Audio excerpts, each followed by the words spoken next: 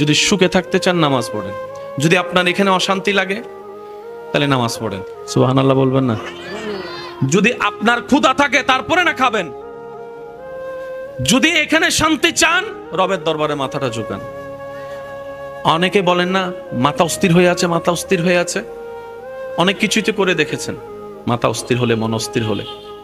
আমি অদমের কথাটাও একবার রেখে দেখবেন। 5টা মিনিট রবের দরবারে মাথাটা ঝুঁকাই, সিজদার মধ্যে মাথাটা ঝুঁকাই দেখেন। 5টা মিনিট আপনি শুধু কোনো কাজ ছাড়া, কোনো কারণ ছাড়া, কোনো কিছু করা ছাড়া শুধু রবের দরবারে মাথাটা আপনি ঝুঁকান, সিজদার মতো করে 5টা মিনিট ঝুঁকান। আপনার দিলে আপনাকে স্বীকার করাতে বাধ্য হবে যে শান্তি রবের দরবারে সিজদা দিয়ে আমি অন্তরে পেয়েছি, এমন শান্তি পৃথিবীর কোথাও আর পাই নাই। বলেন সুবহানাল্লাহ। ধনী হোক কিংবা গরিব হোক, সবার চাওয়া কিন্তু একটাই, সেটা কি? একটু সুখে থাকতে চায়। সবার কল্পনায় কিন্তু আইফোন নাই, সবার কল্পনায় কিন্তু পালসার পাওয়ার ইচ্ছা নাই। কথা বলেন না ভাইয়া? সবার কল্পনায় কিন্তু রেঞ্জ রোভার পাওয়ার ইচ্ছা নাই, সবার কল্পনায় আমেরিকা যাওয়ার ইচ্ছা নাই। কিন্তু সবার কল্পনায় পুরুষ নারী, বড় ছোট, ধনী গরিব, মোটা চিকন, সবার চাওয়া একটা, একটু সুখে থাকতে চাই, একটু সুখে থাকতে চাই, একটু শান্তিতে থাকতে চাই। বয়স হয়ে যাওয়ার পরে, দাদা নানা হওয়ার পরে, দাদি নানি হওয়ার পরে বলে নাতি নাতনিদেরকে নিয়ে শান্তিতে 2 বেলা ভাত খেয়ে একটু ঘুমাইতে চাই। আপনি কি খেয়াল করছেন যে বিভিন্ন চাওয়া এক জায়গায় গিয়ে আটকে যাচ্ছে? সবাই কি চাই? সুখে থাকতে চাই, শান্তিতে থাকতে চাই। আছে কেউ সুখে? আওয়াজ দেন না রে ভাই। সত্যিকার ভাবে আছে কেউ সুখে? সবাই সুখের অভিনয় করে। একটু মনোযোগ চাইবো আমি আপনাদের। সবাই সুখের অভিনয় করে, কারণ ওই যে ফর্মালিটি। আপনি যদি দৈনিক 100 জন মানুষকে কেমন আছেন প্রশ্নটা করেন, সবারই কমন উত্তর পাবেন, ভালো আছে। সবাই উত্তরে কি বলে? আসলে কি ভালো আছে? আমি শুনি নাই আওয়াজটা। আসলে কি ভালো আছে? আসলে কি ভালো আছে? আসলে কি অন্তর থেকে খুশিতে আছে? আসলে কি সংসার জীবনে সুখে আছে? আসলে কি ব্যবসার জীবনে সুখে আছে? আসলে কি টেনশন ছাড়া আছে? আজকাল তো ছোট বাচ্চা জন্ম নিল গালে হাত দিয়ে ঘুমায়। ছোট বাচ্চাও জন্ম নিলে দেখবেন যে গালে হাত দিয়ে ঘুমায়। তার হাতে যেন গালে গিয়ে প্রমাণ করে দেয় টেনশনের দুনিয়ায় এসে আমি চলেই আসছি। সবাই সুখে থাকতে চায়, সবাই শান্তিতে বাঁচতে চায়। দাবি সবাই করে, খুঁজেও সবাই। আছে কয়জন? প্রশ্ন যখন আপনি ছুটবেন, চতুর্দিক থেকে চোখ ঘুরিয়ে যখন নিজেকে আয়নার সামনে দাঁড় করাবেন, আপনার মনে আপনাকে বলবে তোর বাড়ি আছে কিন্তু তোর সুখ নাই, তোর গাড়ি আছে কিন্তু তোর শান্তি নাই, তোর স্ত্রী আছে, স্বামী আছে কিন্তু তোর ভিতরে প্রশান্তি নাই, তোর সম্পদ আছে কিন্তু তোর খাবার আছে, অভাব নাই কিন্তু তোর ভিতরে শান্তি নাই। এই শান্তিটা আসে কোত্থেকে? উত্তর সবার একটাই, আল্লাহর দরবার থেকেই আসে। প্রশ্নটা এবার রব্বুল আলামিনের দরবারে করেন, ইয়া রব, একটু সুখে থাকতে চাই, একটু শান্তিতে থাকতে চাই, আমাকে একটু দয়া করুন, ব্যবস্থা করে দিন। রব্বুল আলামিনের ফরমান, আমি আল্লাহ সুখ বানিয়েছি তো তোদের জন্য, আমি শান্তি বানিয়েছি তোদের জন্য, নে না তোরা নে। এবার বান্দা বলে, আল্লাহ নেওয়ার জন্যই তো হাত বাড়িয়েছি, ভিক্ষার হাত। রব বলে যে ঠিক আছে তোদের জন্য বানিয়েছি, কিন্তু আমি সুখের মতো নিয়ামত, শান্তির মতো দৌলত যাকে তাকে দিব না। যে আমার শর্ত পালন করবে আমি আল্লাহ তাকে শান্তি দিব, যে আমার শর্ত পূরণ করবে আমি আল্লাহ তাকে সুখে রাখবো। আল্লাহ শর্তটা বলো না, আমি পূরণ করার চেষ্টা করব। রব্বুল আলামিন বলে, হুয়াল্লাযী আনজালাস সাকিনাতা ফি কুলুবিল মুমিনিন, আমি আল্লাহ এই সুখ শান্তি যার তাকে দেব না, যারা মুমিন হবে শান্তি সুখ তাদের জন্য। সুবহানাল্লাহ, আল্লাহু আকবার। ইয়া রাসূল, নারে গাউসিয়া, আহলে সুন্নাত ওয়াল জামাত। উচ্চ আওয়াজে একবার বলেন সুবহানাল্লাহ। সুবহানাল্লাহ। মিস্টার ফেরাউন রাজপ্রাসাদে বসে শান্তিতে, কিন্তু মূসা আলাইহিস সালাম নদী পার হয়ে, সাগর পার হয়ে শান্তিতে আছে। সুবহানাল্লাহ। একটু জোরে বলি সুবহানাল্লাহ। মিস্টার নমরুদ সিংহাসনে বসে শান্তিতে, অথচ ইব্রাহিম নবী আগুনের সামনে শান্তিতে আছে। সুবহানাল্লাহ। মিস্টার ইয়াজিদ রাজপ্রাসাদে শান্তিতে, আর ইমাম হোসেন কারবালার ময়দানে শান্তিতে আছে। আমাকে একটু বুঝাই দিবেন, একজন মানুষ কতটুক নিশ্চিন্ত থাকলে, একজন মানুষ কতটুক রিল্যাক্স থাকলে হাজার তীরের মাঝখানে তৃষ্ণার্ত বুক নিয়ে ক্ষুধার্ত পেট নিয়ে নামাজে দাঁড়াতে পারে? আর একটু জোরে বলবেন না? ইমাম হোসেন কারবালায় নামাজে দাঁড়াইছে কি দাঁড়ায় নাই? দাঁড়াইছে। দাঁড়ানোটা পড়ে, ইচ্ছা জেগেছে আগে। কতটুক শান্তিতে থাকলে নামাজে দাঁড়াতে পারে? সুবহানাল্লাহ। সন্তানের কাঁধে বাবার লাশ মেনে নেওয়া যায় যে বাবার বয়স হয়েছে, আমি তো ছোট, বাবা বয়সে বড়। কিন্তু বাবার কাঁধে সন্তানের লাশ, এটা যারা বাবা হয়েছেন তারা বুঝতে পারবেন আমার কথার শব্দের ভাটটা। বাবার কোলে সন্তানের লাশ, এর সাথে ভয়ানক দৃশ্য হতে পারে না। বড় বড় শক্তিশালী ব্যক্তিরা পর্যন্ত স্ট্রোক করে মারা যায়, এটা মেনে নেওয়ার বিষয় নয়। কিন্তু ইমাম আলী মাকাম ইমাম হুসাইন কেমন সুখে আছেন, কেমন শান্তিতে থাকলে সন্তানের রক্তাক্ত দেহ দেখার পরেও নামাজে দাঁড়াইয়েছেন। বুক তৃষ্ণায় ফেটে যাচ্ছে, নামাজে দাঁড়ানোর কথা বলে নাই। কতটুক ভিতরে শান্তিতে থাকলে এমন করতে পারে একজন মানুষ? ইমাম আলী মাকামের দরবারে প্রশ্ন রাখুন, অন্তরকে চুপ খুলে, উত্তর আসবে আপনার কাছে। টেনশন তাদের হয় যাদের নিজের সম্পদ হয়। সুবহানাল্লাহ। টেনশন তাদের হয় যাদের নিজের সম্পত্তি হারানোর ভয় হয়। আমি হুসাইনের নিজের বলতে তো কিছুই নাই। আমার সন্তান আমার আল্লাহর জন্য, আমার পরিবার আমার আল্লাহর জন্য। আমি হুসাইনের সকাল বিকাল সন্ধ্যা রাত আমার রবের জন্য।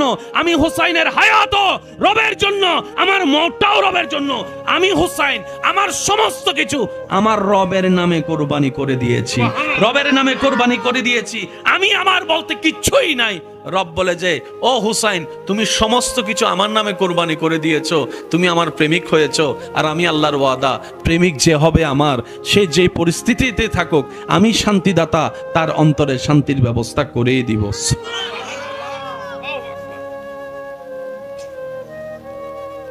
যতই কিছুই বলেন, ঘুমের চাইতে বড় নিয়ামত আর কিছু নমাতে। ঘুমুন্নান মজার নিয়ামত আর কিছু আছে না বাজে? ঘুম যখন একবার চলে আসে, আর সিলিং হয়তো জুড়ো নেই, হয় না? তন্দ্রা যখন একবার চলে আসবে, জীবনী যখন একবার চলে আসবে, সেটা যখন ঘুমের পর্যায়ে যাবে। ঈদের যদি কেউ বলে ধর তোরা 10 লাখ টাকা দিছি, ঘুমাইস না, ঈদে বলবো যে তুই 20 লাখ টাকা ল, এখান থেকে যা। এসে কথা বলে না রে ভাই। শীতকালে ল্যাপের ভিতরে উষ্ণতা ফেলে সকালে উঠতে ইচ্ছে করে না। তখন যদি বলে যে তোর জন্য একটা ফালসার আনছি, দর লই যা, ফালসার ইন ফরে রাখ, জোর তো লই, এখন ঘুম যাই। ঘুম এমন একটা নিয়ামত, মনে রাখবেন ভাই, ওষুধ খেলে ঘুম হয় না, ওষুধ খেলে ঘুম হয় না। অর্থাৎ ওষুধ খেয়ে যেটা হয় সেটা ন্যাচারাল ঘুম নয়, এটা ওষুধের প্রতিক্রিয়ার ঘুম। সেজন্য ডাক্তাররা বলে বেশি ঘুমের ওষুধ খাওয়া যাবে, বলেন না বেশি ঘুমের ওষুধ খাওয়া যাবে। যে কোনো ফার্মেসিতে গিয়ে জিজ্ঞেস করেন, কেউ যদি আপনার কাছে ঘুমের ওষুধ চাই, আপনি কি দিবেন? উনি উত্তর দিবে, ডাক্তারের প্রেসক্রিপশন ছাড়া আমি নাভা দিতে পারবো, প্যারাসিটামল দিতে পারবো, ওই সিবিট দিতে পারবো, কিন্তু ভাই আমি ঘুমের ওষুধ দিতে পারবো না। কারণ এটাকে ড্রাগের সাথে সমতুল্য করা হয়, ড্রাগ মন্ড করা হয়। ঘুম ওষুধ দিয়ে হয় না, ঘুম আল্লাহর রহমত দিয়ে হয়। সুবহানাল্লাহ। একটু জোরে বলি সুবহানাল্লাহ। হযরত উযাইর আলাইহিস সালাম দিনের পর দিন ঘুমাই গেছেন। সুবহানাল্লাহ বলা যাবে না রে ভাই? আর একটু জোরে বলেন না। ইব্রাহিম নবীকে আগুনে ফেলা হয়েছে, আল্লাহ তাআলা বলে কুলনা ইয়া নারু কুনি বারদান ওয়া সালামান আলা ইব্রাহিম। আগুনের ধর্ম জ্বালিয়ে ফেলা, কিন্তু রবের প্রেমিক যাওয়ার কারণে রবের হুকুমে আগুনটাও শীতল হয়েছে। যতটুক শীতলতা ওনার জন্য কল্যাণের ছিল। বলেন সুবহানাল্লাহ। একটু বোঝার চেষ্টা করবেন, কেন রবের পথে আসতে হবে? নিজে বাঁচার জন্য রবের পথে আসতে হবে। কেন রবের আইন মানতে হবে? নিজে শান্তিতে থাকার জন্য রবের আইন মানতে হবে। কেন নবী মুস্তাফা রহমাতুল্লিল আলামিনের আদর্শে চলতে হবে? নিজের জীবনের সুখের সন্ধান পাওয়ার জন্য, আলোর দেখা পাওয়ার জন্য নবীর সুন্নত পালন করতে হবে। নিজে বাঁচার জন্যই ইসলাম ধর্ম পালন করতে হবে। সুবহানাল্লাহ। আমরা তো অনেক সময় মনে করি যে এটা জোর করা হচ্ছে। না ভাই, জোরাজোরি ইসলামে চলে না। ইসলাম প্রেমের ধর্ম, সেজন্য ইসলামের দরজা সবসময় খোলা থাকে। রাতে 3টা বাজেও যদি কেউ কালিমা পড়ে আসতে চায়, আসতে পারবে না? জোরে বলেন, আসতে পারবে না? রাতের 3টা বাজেও যদি কেউ কালিমা পড়ে আসতে চায়, দরজা খোলা আছে। বাঁধা দেওয়ার অধিকার কারো। আসুন একটু বোঝার চেষ্টা করি, কারণ আমাদের লাইফ তো অর্ধেক শেষ, কিছু না সময় বাকি আছে। কার কখন ডাক চলে আসে বলা তো যায়। সবকিছুর মূলে হচ্ছে টার্গেট একটাই, সেটা কি? আল্লাহকে রাজি করা। আল্লাহ কি করা? আমি আপনাদেরকে আসলে ওভাবে বিস্তারিততে যাব না, যেহেতু সময়ের সংক্ষিপ্ততাও আছে, পরিবেশের একটা বিষয় আছে, কথার ওজনের সাথে শ্রোতার দিলের মিলের একটা শব্দ আছে। জি, আশা করি অনেকে বুঝতে পেরেছেন আমার কথাটা। তো সেজন্য কিছু কিছু শব্দ স্কিপ করছি, কিছু কিছু শব্দ মাথার উপর দিয়ে যাওয়াটাই স্বাভাবিক। আল্লাহ আমাদের এই প্রেমটাকে কবুল করুক, বলি আমিন। হয় না? আরো জোরে বলতে হবে আমিন। আর একটু চিৎকার দিয়ে বলেন আমিন। এতটুক কথা কি বুঝে আসছে? বলেন না, এতটুক কথা বুঝে আসছে? আমি সেজন্য কাউকে নামাজ পড়তে বলি না, আমি শুধু এতটুক বলার চেষ্টা করি, যদি সুখে থাকতে চান নামাজ পড়েন। যদি আপনার এখানে অশান্তি লাগে তাহলে নামাজ পড়েন। সুবহানাল্লাহ বলবেন না? যদি আপনার ক্ষুধা থাকে তারপরে না খাবেন। যদি এখানে শান্তি চান, রবের দরবারে মাথাটা ঝুকান। অনেকে বলেন না, মাথা অস্থির হয়ে আছে, মাথা অস্থির হয়ে আছে। অনেক কিছুই তো করে দেখেছেন, মাথা অস্থির হলে, মন অস্থির হলে। আমি অদমের কথাটাও একবার রেখে দেখবেন, 5টা মিনিট রবের দরবারে মাথাটা ঝুকাই, সিজদার মধ্যে মাথাটা ঝুকাই দেখেন। 5টা মিনিট আপনি শুধু কোনো কাজ ছাড়া, কোনো কারণ ছাড়া, কোনো কিছু করা ছাড়া শুধু রবের দরবারে মাথাটা আপনি ঝুকান, সিজদার মতো করে 5টা মিনিট ঝুকান। আপনার দিলে আপনাকে স্বীকার করাতে বাধ্য হবে, যেই শান্তি রবের দরবারে সিজদা দিয়ে আমি অন্তরে পেয়েছি, এমন শান্তি পৃথিবীর কোথাও আর পাই নাই। বলেন সুবহানাল্লাহ। এটার সাথে বিজ্ঞানের একটা বড় সম্পর্ক। বলেন না, বিজ্ঞানের একটা বড় সম্পর্ক। মনে রাখবেন ভাইরা, আমাদের মেন টার্গেট হচ্ছে রবকে খুশি করা। রবকে কি করা? খুশি করা। কোন বান্দার জীবনের কোন কাজ রবের যদি একটাও পছন্দ হয়ে যায়, মনে রাখবেন সে একটা কাজে তার জন্য জান্নাতে যাওয়ার রাস্তা হয়ে যাবে।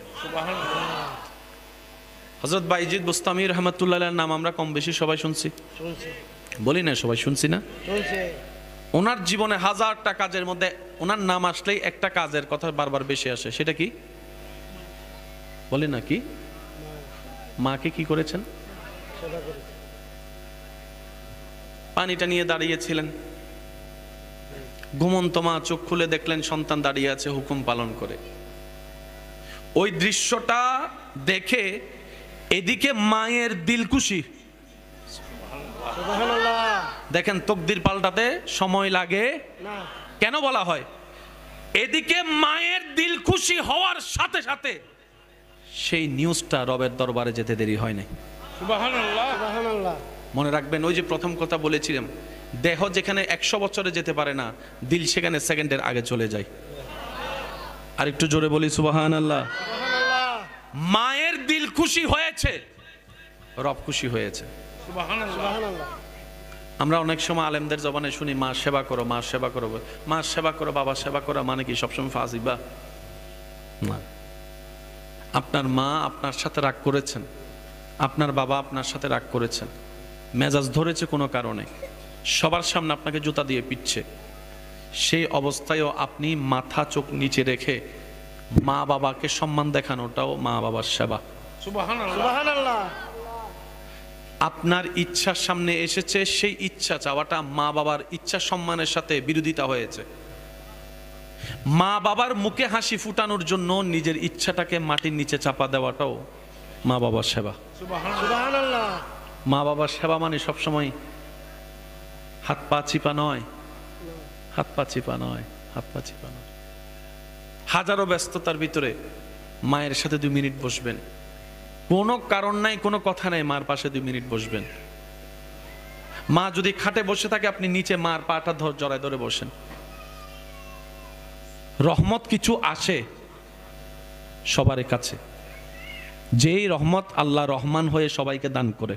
সুবহানাল্লাহ। বুঝার জন্য বলি, আওয়াজ দিয়ে একটু সহযোগিতা করবেন। রিজিকের মালিক কে? আল্লাহ। রিজিক না দিলে কেউ খেতে পারে? কিন্তু দেখেন, নামাজিও রিজিক খায়, বেনামাজিও খায়। যারা ওনাকে মানে ওনারাও খায়, যারা মানে না ওনারা খায়। আল্লাহ আমরা মানি, আমাদেরকে দাও, ওনাদেরকে দিচ্ছ কেন? রব বলে যে আমার নাম রহমান। এই রহমানের রহমানিয়ত এটা সৃষ্টির সবার জন্য, সবার জন্য। মানে যারা তাদের জন্য, যারা মানে না তাদের জন্য। কিন্তু আর রহিম ফিল আখিরা, এই রহিমিয়ত আমি কাউকে দিব না, শুধু আমার মুমিন বান্দাদের জন্য আমি আল্লাহ রেখেছি। তাহলে রহমত কিছু আসে, কিছু ভিক্ষা করে নিতে হয়। কথাটা বুঝবেন, কিছু রহমত অটোমেটিক আসবে আপনার কাছে। এই যে আপনি এখন নিঃশ্বাস নিচ্ছেন, এটাও রহমত। এটা আপনাকে চেয়ে নিতে হচ্ছে না, এটা রবের দয়া আপনাকে দিচ্ছেন। দয়ার একটা কোটা আছে, যেটা বান্দা কর্ম দিয়ে, কাজ দিয়ে রবকে খুশি করে, ওই রহমতটা নিতে হয়। রবের রহমত নেওয়ার হাজার মাধ্যমের একটা মাধ্যমের নাম মায়ের অন্তরকে খুশি করা, বাবার অন্তরকে খুশি করা। আমরা সব সময় শুনি মায়ের পায়ের নিচে সন্তানের জান্নাত। একটু সবাই বলি মায়ের পায়ের নিচে সন্তানের জান্নাত। তাহলে বাবা কি বেঁচে যাবে না? বাবা কোথায়? বাবা কোথায়? শুনুন, সন্তানের জান্নাত মা, আর সেই জান্নাতে ঢোকার দরজার নামই হচ্ছে বাবা। তাহলে জান্নাতে যদি যেতে চান মাও লাগবে, বাবাও লাগবে। বলে না, মাও লাগবে, বাবাও লাগবে। ইসলাম কত চমৎকার একটা ধর্ম, কত গোছানো ধর্ম। আফসোস আমাদের জন্য বুঝার মতো বুঝার চেষ্টা কখনো করি। মায়ের কোনো তুলনা আছে? একটু জোরে বলি না, মায়ের কোনো তুলনা আছে? আমি বেশিক্ষণ বিরক্ত করবো না, 5-10 মিনিটে শেষ করে দিচ্ছি, একটু খেয়াল করবেন। ছোট্টবেলায় ফুটবল খেলতে গিয়ে, বিভিন্ন খেলা খেলতে গিয়ে পায়ের গিরা, হাতের গিরা কম বেশি সবারই তো হয়। এই গিরাটা বেশিরভাগ সময়, বেশিরভাগ জায়গায় গ্রাম অঞ্চলে হয়। বসানোর জন্য কিছু স্পেশাল দাদি থাকে, আপনাদের এখানে আসেনি? এটা জগতের দাদি অনারান্ডা আছে না? তাকে আওয়াজ দিয়ে আমি তো নুসিনির বা অনারা না চিনুন। কিছু জগতের দাদি থাকে, জগতের নানি থাকে। ওনাদের কামই হচ্ছে কার ছেলের কার মেয়ের গিরা উল্টাইছে। রাইতে 2টা হইলে 2টা, 3টা হইলে 3টা। দাদি সবসময় ভিক্স নিয়ে প্রস্তুত। যুবকরা আওয়াজ দেন না, ঠিক না? সেই গিরাটা কি ফেটে গিয়েছে নাকি উল্টে গেছে? অর্থাৎ নিজের জায়গা থেকে একটুখানি সরে গেছে। যারা সচক্ষে দেখেছেন কিংবা যাদের হয়েছে তারা আমার কথাটা বুঝতে পারবেন। যখন দাদি ভিক্স লাগায় এমনি দরে, তখন তার কাছে অনুভব হয় এটার সাথে মরাবালা। একটু আওয়াজ দেন না রে ভাই, ঠিক না? সামান্য একটু গিরা যদি, হাড্ডি যদি একটু নিষ্বিষ হয়, জান বের হয়ে যাওয়ার মতো অবস্থা হয়। যাদের হয়েছে তারা জানে।